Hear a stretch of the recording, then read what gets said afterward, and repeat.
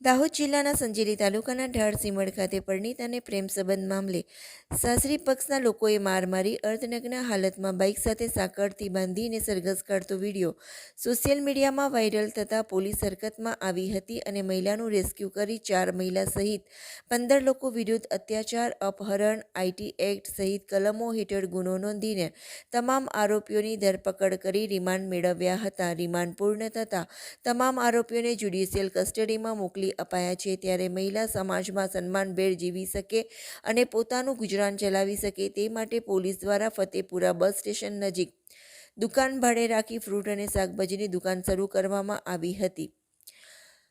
Dahod SP doctor Rajdeepsinh ઝાલાના હસ્તે દુકાનનું ઉદ્ઘાટન કરવામાં આવ્યું. આ પ્રસંગે દાહોદ ડિવિઝનના ડીવાયએસપી સહિતના પોલીસ અધિકારીઓ હાજર રહ્યા હતા.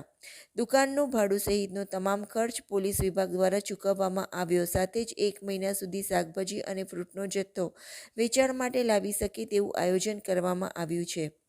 પોલીસ દ્વારા લાઈવ સીસીટીવી કેમેરા પણ દુકાનમાં લગાવવામાં આવ્યા છે અને તેનું મોનિટરિંગ ફતેપુરાની સી ટીમ દ્વારા કરવામાં આવશે અને સી ટીમ સતત મહિલાના સંકલનમાં રહી કોઈપણ જાતની મુશ્કેલી ન પડે તેની કાળજી લેવામાં આવશે.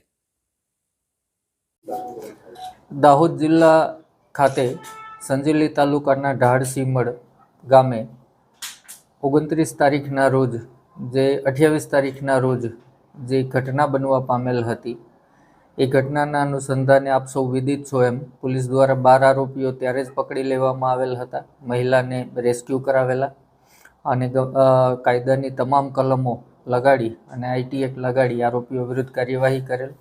ત્યારબાદ જે બાકી આરોપીઓ હતા એમને 31 તારીખે મોડી રાત્રે દાહોદ જિલ્લા પોલીસે ધરપકડ કરી લીધેલી હતી. કાયદાકીય પ્રક્રિયા ઉપરાંત ગૃહ રાજ્યમંત્રી શ્રી હર્ષ સંઘવી સાહેબનાઓનું સૂચન હતું કે પોલીસ દ્વારા મહિલાનું પુનઃસ્થાપન થાય, ગરિમાભેર અને માનભેર જીવન જીવી શકે અને તેઓને આર્થિક રીતે કોઈ ઉપર ડિપેન્ડ ન રહેવું પડે એના માટે ગુજરાત પોલીસ દ્વારા કાર્યવાહી થવી જોઈએ.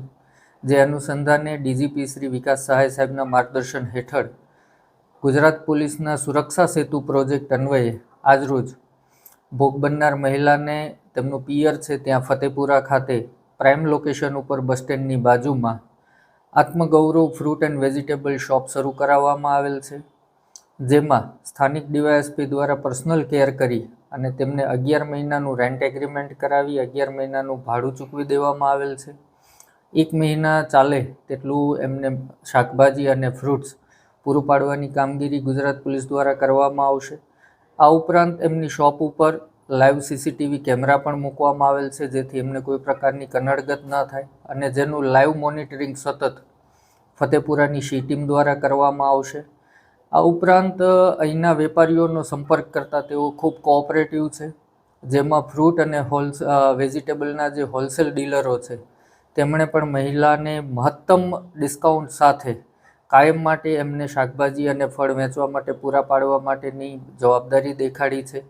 આમ તમામ લોકોના સાથ સહકાર, સ્થાનિક વેપારીઓના સાથ સહકારથી આજે ભોગ બનનાર પીડિતાને આર્થિક રીતે પગભર કરવાની કાર્યવાહી કરવામાં આવેલ છે.